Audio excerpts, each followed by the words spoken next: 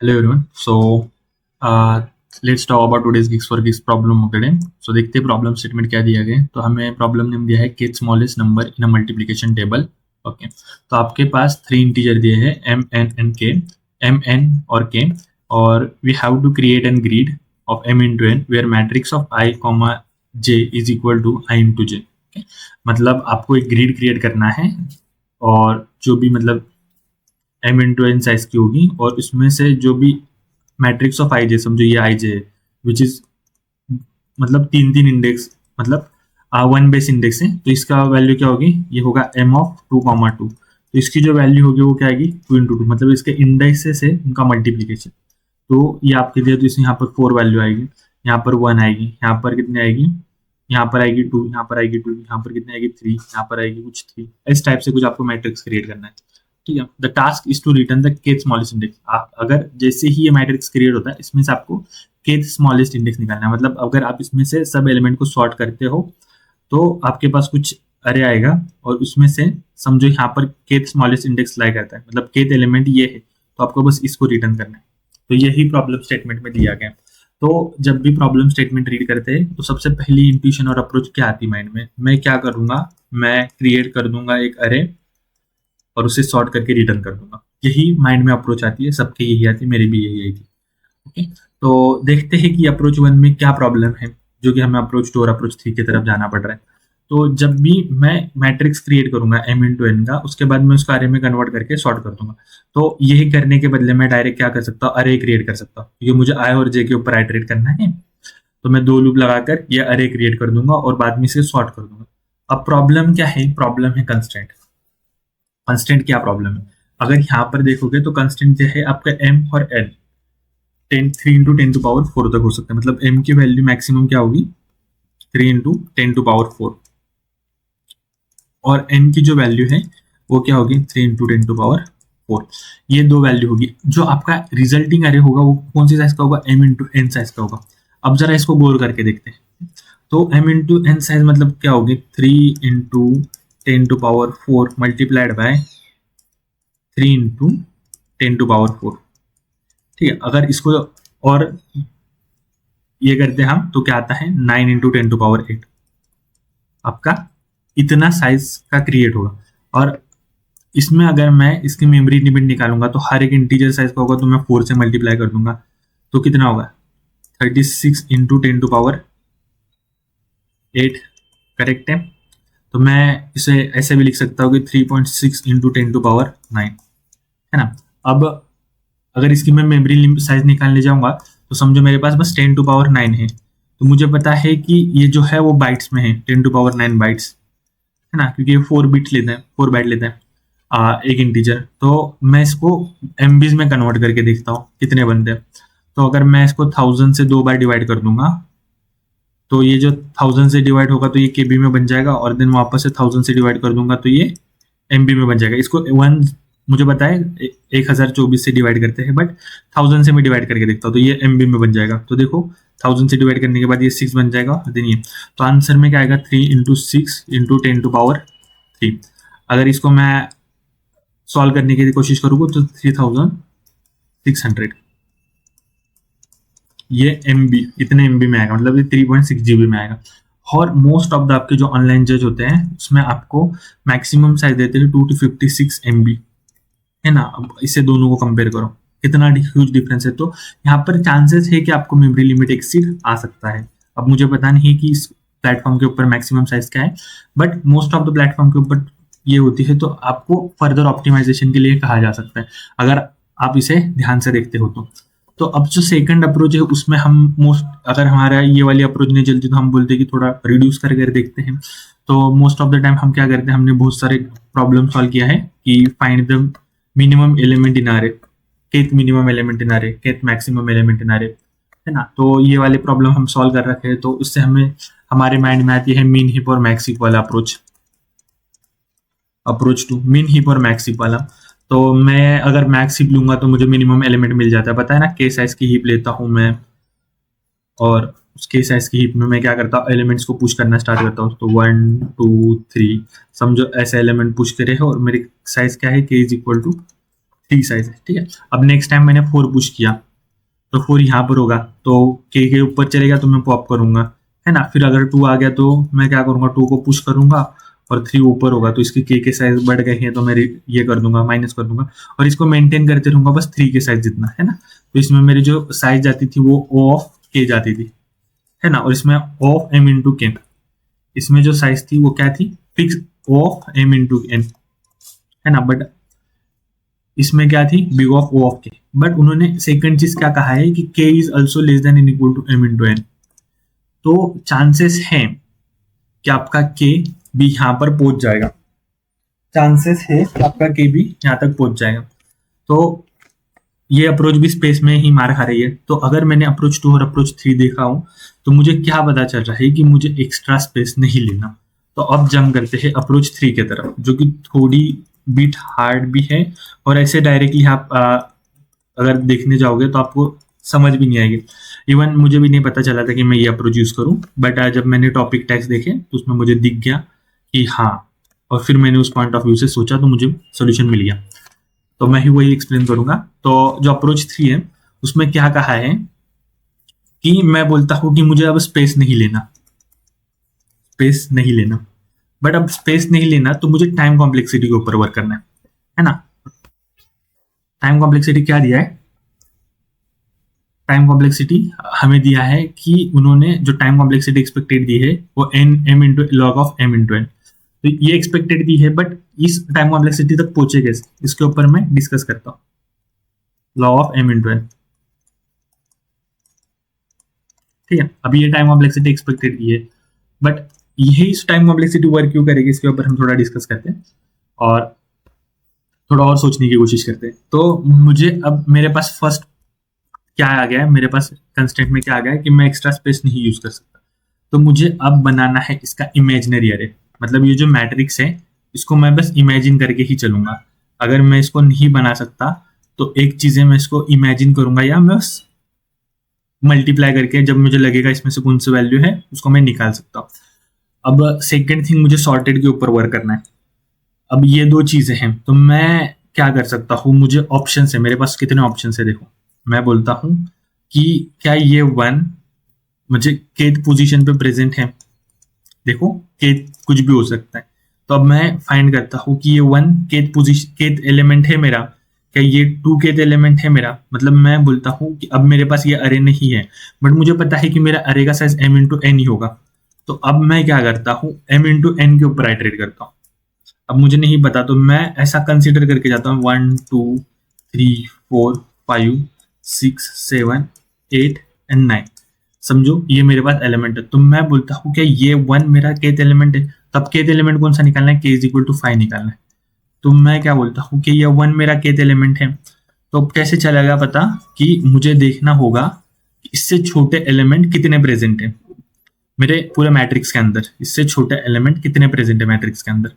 तो कितने प्रेजेंट है, तो इसमें बस एक ही एलिमेंट है, मतलब less than in equal to. तो ये मेरा फिफ्थ एलिमेंट तो नहीं है, बट ये मेरा फर्स्ट एलिमेंट है। देन मैं बोलता हूँ ये 2 मेरा केथ एलिमेंट है। तो मैं देखता हूँ 2 से कितने एलिमेंट छोटे, एक 1 छोटा है और ये तो 3 एलिमेंट छोटे हैं, है ना, 3 एलिमेंट छोटे हैं। तो ये के मतलब ये जो 2 है आइदर मेरा सेकंड एलिमेंट हो सकता है या मेरा थर्ड एलिमेंट हो सकता है, बट फिफ्थ एलिमेंट नहीं हो सकता। अब मैं इस 3 के ऊपर आता हूँ। अब जो 3 के ऊपर आता हूँ तो मेरे पास इससे छोटे एलिमेंट कितने प्रेजेंट है, इससे छोटे एलिमेंट मेरे पास प्रेजेंट है वो है, इससे जो छोटे एलिमेंट मेरे पास प्रेजेंट है वो है 5। 3 से छोटे एलिमेंट कितने प्रेजेंट है, मेरे पास 5 प्रेजेंट है। तो ये मेरा केथ एलिमेंट है, ऐसा मैं बोल के इसको रिटर्न कर दूंगा, है ना। तो ये एक सोल्यूशन आता है मेरे माइंड में। अब मैं क्या बोलता हूं, जब आप देख रहे हो अगर k इज इक्वल टू 4 के लिए जाते हो, k इज इक्वल टू 4 के लिए जाते हो और यहां पर आपको सोल्यूशन नहीं मिल रहा, यहां पर आपको कितना सोल्यूशन मिल रहा है, यहां पर आपको मिल रहे 3 एलिमेंट, आपको बस यहाँ पर 3 एलिमेंट मिल रहे, है ना। 2 के ऊपर आपको बस 3 एलिमेंट मिल रहे हैं। तो मैं बोलता हूँ 3 के ऊपर मुझे 5 एलिमेंट मिले which is greater then k। जो फर्स्ट एलिमेंट k से बड़ा है, जो फर्स्ट एलिमेंट जिसकी काउंट k से बड़ा है वही मेरा आंसर होगा ऑल टाइम। अब जैसे कि मैं बोलता हूँ, अगर मैं इस एग्जाम्पल टेस्ट केस के ऊपर लेके जाता हूँ और मैं बोलता हूँ कि मुझे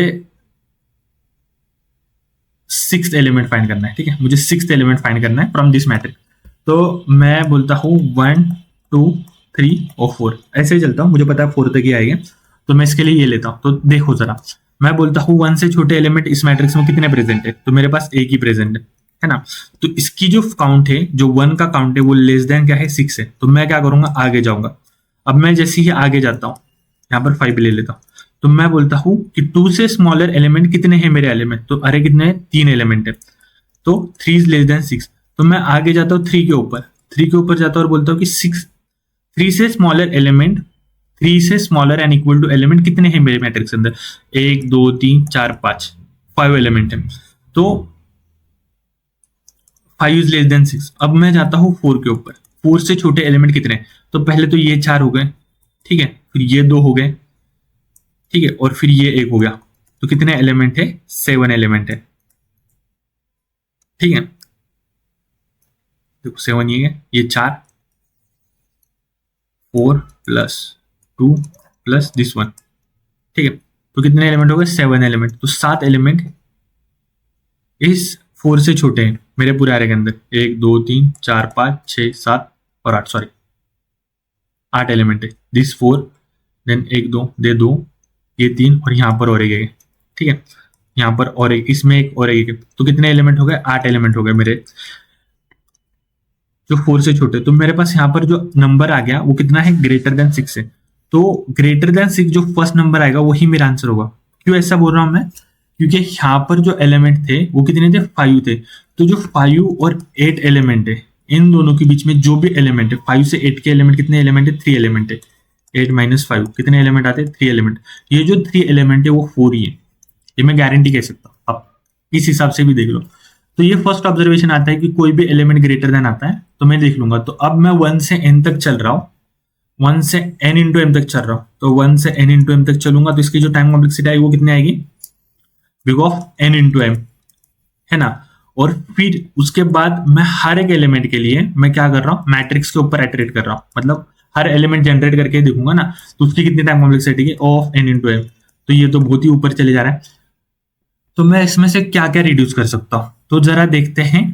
तो जैसे ही मैं बोल रहा हूं कि मैंने अब क्या देखा हूं, मैंने देखा हूं कि कोई भी वैल्यू का काउंट, कोई भी वैल्यू का काउंट, वैल्यू काउंट का है, मैं बोलता हूं कोई भी वैल्यू का काउंट, मतलब वैल्यू का जो काउंट है, मतलब जिससे मतलब ये वैल्यू से जो भी छोटे एलिमेंट्स है, मिनिमम एलिमेंट है, अगर वो ग्रेटर देन के है, ये वैल्यू काउंट क्या बताता है, minimum element of that value, मतलब उससे छोटे कितने एलिमेंट है वो ये वैल्यू काउंट दिखाता है। वो अगर ग्रेटर देन के है तो मैं क्या करूंगा, रिटर्न कर दूंगा वो वैल्यू। ये मेरा आंसर था, अभी तक तो मैंने यही सोल्यूशन फाइंड कर पाया। तो अब मेरा जो ऑब्जर्वेशन है, जो ये वैल्यू काउंट है, जो ये निकालने के लिए जा रहा है big of n into M time. But अब मुझे क्या पता है, मुझे पता है कि ये जो टेबल है ये मल्टीप्लीकेशन टेबल है। अब ये मल्टीप्लीकेशन टेबल है तो इसका थोड़ा एडवांटेज तो हम ले सकते हैं। तब वो एडवांटेज क्या है कि अगर मैं चाहता हूं, मैं क्या कहता हूं कि मुझे 4 से छोटे एलिमेंट बताओ कितने प्रेजेंट, तो मैं बोल सकता हूं कि ये जो एलिमेंट है, जो फर्स्ट इंडेक्स है, ये जो फर्स्ट है, ये जो सेकंड है, ये जो थर्ड, मैं बोल सकता हूं कि 4 डिवाइडेड बाय 1 जो पहले इसमें आएंगे वो उतने एलिमेंट मेरे पास प्रेजेंट होंगे। ऐसा क्यों बोल रहा हूँ, क्योंकि ये मल्टीप्लीकेशन टेबल है। तो देखो, तो इसमें कितने एलिमेंट है, 4, बट इसकी जो साइज थी वो कितनी थी, 3 थी। तो एक तो ये आंसर होगा, या जो size of the row wise check कर रहा हूँ, देखो 1 2 3 ये ऑल एलिमेंट इससे छोटे, ठीक है। अगर यहाँ पर मेरे पास आगे और कुछ और एलिमेंट होते, जैसे कुछ इस टाइप से आ रहे होता है ना, 1 2 3 4 5 6 7, तो अगर मैं बोलता हूं कि ये जो 7 है, अगर मैं इसको 4 से डिवाइड कर दूं, नहीं, ये जो 4 है ये फर्स्ट इंडेक्स है ना, सॉरी फर्स्ट इंडेक्स, तो इसमें क्या होगा, 1 से इंक्रीमेंट होगा, इसमें 2 से इंक्रीमेंट होगा, इसमें 3 से इंक्रीमेंट होगा, ऐसे जैसे 2 4 6 8, तो वैल्यूज में इंक्रीमेंट कैसे होगा, 2 2 से होगा। तो मैं क्या बोलता हूँ, अगर 4 डिवाइडेड बाय 1 कर दूं, जिसमें जो वैल्यूज होगी तो वो इतनी होगी, मतलब 4 ही होगी फर्स्ट। अगर मैं इसको देखता हूँ 2 4 6 8 10। अगर मैं इसको 4 डिवाइडेड बाई 2 कर दूं तो इसमें जो वैल्यूज जो 4 से छोटी होगी वो कितनी होगी, 2 ही होगी, क्योंकि इसके बाद जो वैल्यूज आएगी ये कंप्लीटली डिविजिबल हो गए ना ये नंबर्स, या नहीं हो गए। तो इसके बाद की जो वैल्यू होगी वो 4 से बड़ी होगी। अगर इसको देखूंगा 3 देन 6, ठीक, इसको देखूंगा 4 और 8, देन इसके बाद देखूंगा 5 और यहाँ पर आएगा 10। ओके, तो अगर मैं यहाँ पर देखता हूँ 4 डिवाइडेड बाई 3 तो कितना आता है आंसर, 4 डिवाइडेड बाई 3 कितना आता है, 1 आता है। 4 डिवाइडेड बाई 4 कितना आता है, 1 आता है। और इसमें एक्चुअली में एक ही एलिमेंट है, एक ही एलिमेंट इंटायर रो के अंदर। आपको जो पूरी रो है, जो ये जो पूरा रो है, सॉरी हाँ, ये जो पूरा कॉलम है इसके अंदर आपको बस एक ही मैक्स 4 से छोटा एलिमेंट दिखेगा। आपका जो ये पूरा कॉलम है इसमें बस आपको 2 ही 4 से छोटे एलिमेंट दिखेगा और इसके अंदर बस 4 ही छोटे एलिमेंट दिखेंगे। बट अगर इसकी साइज थोड़ी छोटी होती, मतलब यहां तक होती, तो क्या होता, इसमें भले 4 छोटे एलिमेंट है, मतलब फर्स्ट अगर आप ये नंबर्स देखोगे तो आपके पास 4 छोटे एलिमेंट तो है, बट आपके पास जो मैट्रिक्स, जो आपके पास टेबल प्रेजेंट है उसमें कितने एलिमेंट छोटे, इसमें बस 2 एलिमेंट है, आपके पास बस 2 एलिमेंट प्रेजेंट है। भले आप 4 एलिमेंट फर्स्ट इंडेक्स से निकाल सकते हो, बट आपके अरे के अंदर बस 2 एलिमेंट प्रेजेंट है। दैट्स वाई आपको इन दोनों में से मिनिमम लेना होगा, ठीक है। तो मैं क्या बोलता हूँ, मिनिमम ऑफ क्या आएगा, ये जो है, ये जो मेरा आई है, तो मैं बोलता हूँ जो वैल्यू है डिवाइडेड बाय आई और जो एन है वो। तो इससे मुझे क्या पता चलता है कि हर एक इंडेक्स के ऊपर, मतलब ये जो टेबल है 1 2 3 4 5, ये टेबल से सब, और ये कहाँ तक जाएंगे, एन तक जाएंगे। ओके, तो इस टेबल के अंदर इससे छोटे एलिमेंट मैं कैसे निकालूंगा, तो मैं डिवाइड करके निकालूंगा, ठीक है। क्यों ऐसा हो रहा है ये आप देख लोगे तो आपको समझ में आ जाएगा, दैट्स सिंपल मैथमेटिक्स। तो मुझे यहाँ से कितने एलिमेंट मिल रहे, 3 एलिमेंट मिल रहे। क्यों 3 मिल रहे, अगर 4 डिवाइडेड बाई 1 करता हूं तो आंसर तो 4 आ रहा है, बट मेरे पास तो 3 ही एलिमेंट प्रेजेंट है ना, which is the maximum length of row. तो इन दोनों में से जो भी मिनिमम है आप उसको ले लो। ओके, तो मिनिमम है मेरे इसमें 3, तो मैंने 3 को ले लिया। अब यहाँ पर आता हूँ तो यहाँ पर मेरे पास 2 आंसर आते हैं। तो 4 डिवाइडेड बाई 2 कितना आता है, 2। तो एलिमेंट कितना आएगा, 2, प्लस यहाँ पर मेरे पास एक ही नंबर है 4 डिवाइडेड बाई 3 1, अरे एन इज 4, तो यहाँ पर आंसर, तो मेरे पास कितने एलिमेंट छोटे, 6 एलिमेंट छोटे। तो 1 2 3 4 5 और 6, इसको पकड़ के 6 एलिमेंट है मेरे पास। तो अब मैंने इसको रिड्यूस कर दिया, अब मैं फॉर लूप के ऊपर से निकाल सकता हूँ। ये तो वैल्यू फिक्स है, ये वैल्यू चेंज नहीं होने वाली, ये सब वैल्यू फिक्स है। अगर सेम वाइज आप कॉलम से भी देखोगे ना तो आपको वही आएगा, कॉलम से भी आपका वही आंसर आएगा। कॉलम वाइज देखने जाओगे ऐसा कोई न्यू आंसर नहीं आएगा, ठीक है, क्योंकि ये टेबल है। तो अगर मैं यहाँ पर मिनिमम ऑफ वैल्यू ऑफ जे भी कर लूँ, ओके, और मैं कॉलम वाइज चलूँ, मतलब 1 से n तक चलूँ, और मिनिमम ऑफ वैल्यू ऑफ जे और एम लूँ, तो भी मेरा आंसर करेक्ट ही आएगा, है ना। आप कैसे भी जाओ, आपको बस ये स्मॉल ऑब्जर्वेशन करना था। तो अब मैं क्या बोल रहा हूँ कि यहाँ से मैंने इसको रिड्यूस कर दिया। अब इसको रिड्यूस करके क्या हो गया मेरा, big of n into m into N. Still इसकी जो टाइम कॉम्प्लेक्सिटी होगी वो हवे में होगी, ऊपर ही होगी बहुत। जैसे कि देखो 10 to power 4 into 10 to power 4 into 10 to power 4 which is 10 to power 12। तो ये वर्क नहीं करेगा, यहाँ तक तो ये वर्क नहीं करना।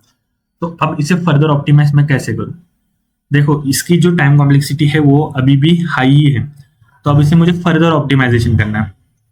अब जो फर्दर ऑप्टिमाइजेशन है उसको मैं कैसे निकाल सकता हूँ, तो मैं जो बोल रहा हूँ क्वेश्चन के अंदर, जो अप्रोच 3 के अंदर मैं बोल रहा हूँ, तो मैं क्या कर रहा हूँ, मैं जा रहा हूँ मेरे 1 से लेके n इंटू एम तक, है ना। और जो भी मेरा फर्स्ट एलिमेंट जिसकी जो काउंट है, मिनिमम नंबर का काउंट है, जो मतलब उससे जो छोटे नंबर है, उससे छोटे और इक्वल जो नंबर है वो ग्रेटर देन के है, तो मैं क्या कर रहा हूँ, रिटर्न कर।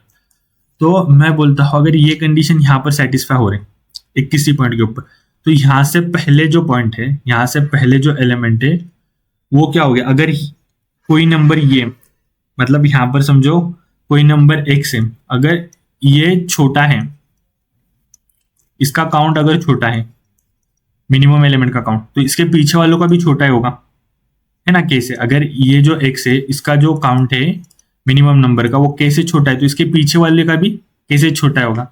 और अगर कोई एलिमेंट y मेरे पास प्रेजेंट है जिसका काउंट ग्रेटर देन k है, जिसका काउंट ग्रेटर देन k है मिनिमम एलिमेंट का, तो उसके जो राइट साइड के एलिमेंट है उसका भी ग्रेटर देन होगा, क्योंकि ये क्या है, सॉर्टेड अरे।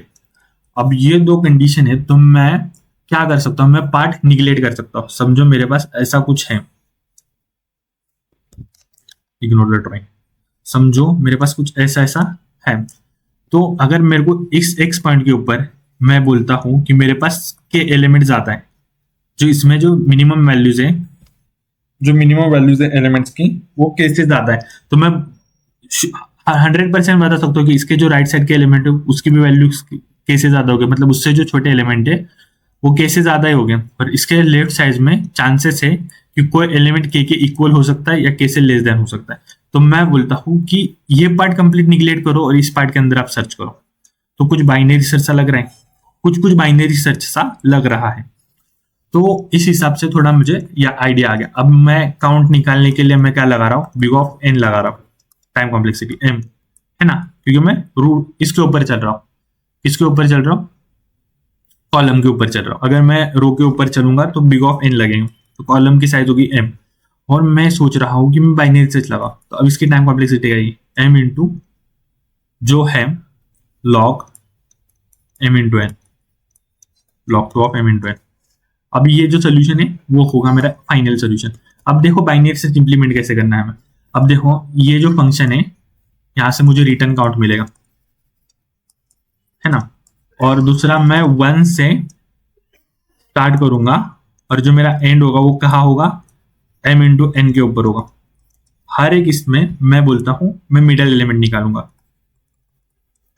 S is less than equal to E में मैं मिड निकालूंगा, है ना, और मैं चेक करूंगा उसका काउंट। इफ जो काउंट है, मतलब जो वैल्यू काउंट है जिसमें वो मिडल एलिमेंट है और उसके साथ ये मैट्रिक्स भेज दूंगा एन और एम का, है ना, वो मुझे काउंट करे। अगर लेस देन के है तो मुझे आंसर कहाँ मिलेगा, आंसर मिलेगा मिड प्लस वन पे, आंसर कहाँ मिलेगा, मिड प्लस वन पर मिलेगा। अगर नहीं है तो चांसेस है, द चांसेस क्या है, मैं एक आंसर वेरिएबल ले लूंगा, उसको इनिशियली मैं क्या करता हूँ -1 से मार्क करता हूँ। तो चांसेस है ये मिडल एलिमेंट आंसर हो सकता है, बट आप क्या करो, आप पीछे भी एक बार चेक कर लो, इस मिडल एलिमेंट के जो पीछे है ना वहां पर भी एक बार चेक कर दो कि वो आंसर है या नहीं। तो देखो अब एग्जाम्पल टेस्ट कैसे ड्राई रन करने की कोशिश करते हो और रिटर्न क्या करना है आपको, आंसर रिटर्न करना है। तो इसको थोड़ा ड्राई रन करते हैं तो बेटर अंडरस्टैंडिंग से आपको समझ में आएगा।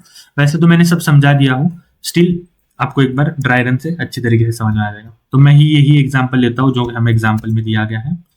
तो सॉरी, यहाँ पर से कॉपी यहाँ पर ही हुआ, चलो इसको थोड़ा नीचे खींचते, चल चल चल,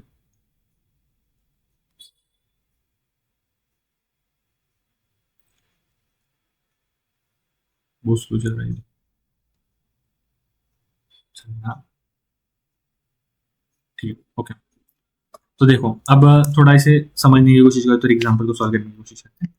तो मुझे ये मैट्रिक्स मेरे पास नहीं है, ये मैट्रिक्स नहीं, और मुझे निकालना है अब 1 2 3 4 5 6 7 8 और 9। तो मैं बोलता हूँ मुझे निकालना है 8th एलिमेंट, ठीक है ना, आपका ना मेरा। तो मैं बोलता हूँ मैं जाऊंगा 1 से 2 तक, तो मैं क्या बोलता हूँ 1 से जाओ m इंटू एन जो कि 9 है तक। तो मैं बोलता हूँ आप निकाल लो मिड, मिड क्या आएगा 9 प्लस 1 डिवाइडेड बाई 2। आपको एलिमेंट कितना निकालना है, कौन सा एलिमेंट निकालना है आपको, 8th एलिमेंट निकालना है। तो क्या के क्या है 8 है, ठीक है। अब मैं बोलता हूँ 9 प्लस 1 डिवाइडेड बाई 2 कितना आ गया, 5 आ गया। अब मैं बोलता हूँ कि इस 5 से छोटे एलिमेंट कितने हैं प्रेजेंट है मेरे अरे के अंदर। तो देखते हैं, तो यहाँ पर 3 एलिमेंट, तो यहाँ से मुझे 3 प्लस यहाँ से 2 प्लस यहाँ से 1, तो 6 एलिमेंट प्रेजेंट है, 6 प्रेजेंट है, तो 6 इज लेस देन क्या है, 6 is less then 8, 6 is less then 8 है। तो अब आप क्या करो मिड प्लस 1 से ट्राई करो, तो मिड क्या था 5 था। तो आप अभी सर्च करते टाइम पे क्या करोगे 6 से 9 तक, 6 प्लस 9 डिवाइडेड बाई 2 कितना आता है, देखो 15 divided by 2 which is 7, correct है। अब देखो मैं क्या बोलता हूं, क्या आप इस 7 से छोटे एलिमेंट आपके अरे में कितने प्रेजेंट है वो बताओ, 7 से छोटे एलिमेंट इस अरे में कितने प्रेजेंट है वो बताओ। तो देखो 1 2 3 4 5 6 7, 7 से प्रेजेंट एलिमेंट, छोटे एलिमेंट कितने प्रेजेंट है, ये 3 और ये 2, तो 8 एलिमेंट प्रेजेंट है। 7 से छोटे 8 एलिमेंट आपके पास प्रेजेंट है। तो इसका काउंट कितना आ गया, 8 आ गया, है ना, और 8 is less than equal to 8, तो मेरा आंसर 7 हो सकता है। तो मैं आंसर में 7 फाइंड करता हूं, और मैं क्या करता हूं, जो एलिमेंट थे, जो मेरा मिड था उससे माइनस में फाइंड करता हूं स्टार्ट में। तो मिड क्या था मेरा, 7 था, तो मैं बोलता हूँ 6, ये जो मेरा स्टार्टिंग इंडेक्स है और ये मेरा एंडिंग इंडेक्स है, और m-1, मिड -1 क्या था, 7 - 1 6। आप क्या करो, इसमें फाइंड करो, 6 + 6 क्या आएगा, 12, 12 डिवाइडेड बाई 2 कितना आता है, 6।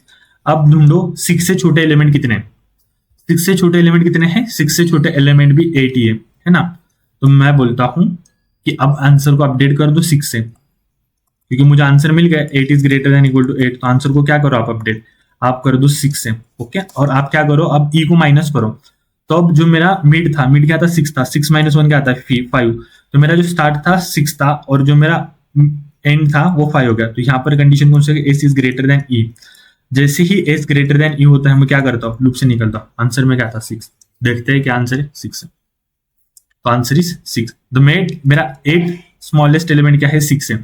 ये आंसर क्यों करेक्ट आ रहा है, मैं क्यों बोल रहा हूं कि मैं वही बोल रहा था कि मैं फर्स्ट एलिमेंट निकाल रहा हूं, फर्स्ट एलिमेंट जो कि greater than and equal to K होगा, greater than and equal to K होगा, मतलब फर्स्ट एलिमेंट की फ्रीक्वेंसी काउंट। और मैं ऐसा कह सकता हूं कि जो फर्स्ट एलिमेंट है उसके जो सबसे छोटे नंबर है, उससे छोटे और उसके बराबर के नंबर का जो काउंट है, अगर वो ग्रेटर देन के होगा तो मैं रिटर्न करता था, है ना। तो उसी को मैं देख रहा हूं कि अगर उससे ज्यादा है, मतलब किसी भी एक इंडेक्स के ऊपर आ रहे तो पॉसिबल है इससे पीछे देख लो, अब सोल्यूशन मिलता है। यही तो हम बाइनरी सर्च स्पेस में करते हैं, बाइनरी सर्च के सर्च स्पेस में यही तो लॉजिक यूज करते हैं, पेंटर्स पार्टीशंस, वापस से बुक एलोकेशन, यही प्रॉब्लम में यही तो सब लॉजिक यूज होता है। तो मैंने भी सेम यही किया है कि हमने ब्रूट फोर्स से थोड़ा बाइनरी सर्च का सर्च स्पेस बनाया और देन ट्राई किया सॉल्व करने का। मेन हिंट क्या थी कि इसमें बाइनरी सर्च लगेगा, जो कि मैंने खुद ने भी नहीं सोचा था। बट अगर यहाँ पर स्टॉक हो गया तो आप टॉपिक टैग देख लो और वहां से आप उस पॉइंट पे सोचने की कोशिश करोगे, ठीक है।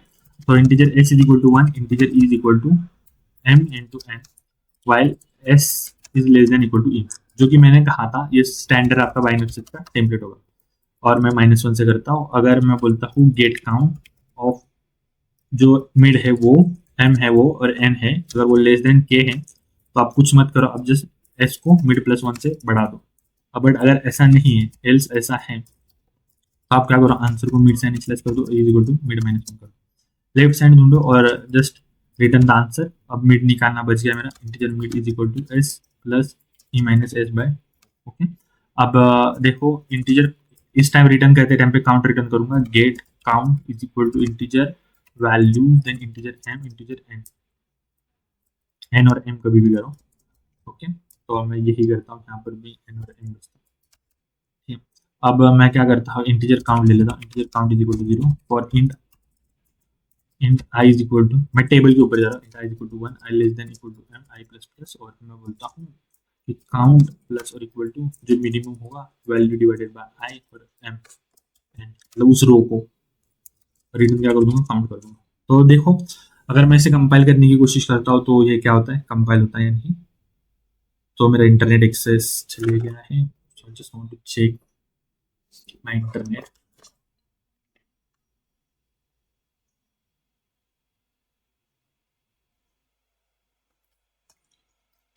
Okay, I'm sorry for this. My internet connection is gone.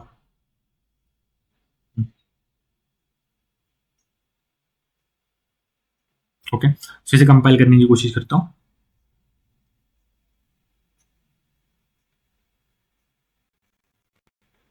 Okay, तो हाँ ये एग्जाम्पल टेस्ट केस पास करते हो, अगर इसको सबमिट करने की कोशिश करो तो देखते हैं ये सबमिट होता है नहीं।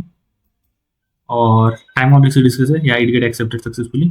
सो देखो टाइम कॉम्प्लेक्सिटी क्या है इसकी, तो इसकी टाइम कॉम्प्लेक्सिटी ये तो हमारा m तक चलेगा जो हमने ऑलरेडी डिस्कस किया, और ये log 2n चलेगा, log 2 m इंटू n। तो ओवरऑल टाइम कॉम्प्लेक्सिटी आती है जो कि हमें एग्जाम्पल में दी गई है। तो आज के प्रॉब्लम के लिए इतना है, कल मिलते हैं न्यू प्रॉब्लम के साथ। सो बाय फॉर टुडे।